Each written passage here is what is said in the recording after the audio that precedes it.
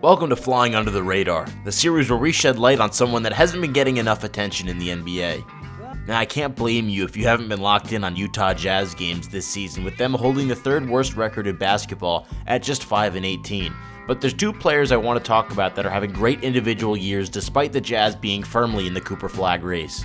You wouldn't expect jazz music in Utah, and you wouldn't expect a team that sucks as much as the Jazz do to have a player on pace to join the 50-40-90 club. If you haven't been watching, then your initial thought might jump to Lauri Markkanen, but you'd be wrong because it's actually the Duncan Deacon, otherwise known as John Collins. Collins has quietly been the best player to don that horrible color scheme that Utah for some reason decided on, and after a decent bounce-back year last season, we're starting to see Collins return to the super efficient and confident scorer that we saw out of him in years 2 and 3 in Atlanta.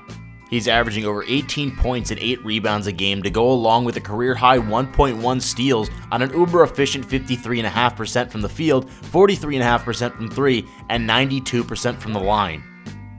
Although I wouldn't call him a good defender like the other guy I'm about to mention, he undoubtedly has increased his motor and willingness to contribute on that end of the court, despite his efforts not translating to wins, which can hardly be accredited to Collins' play.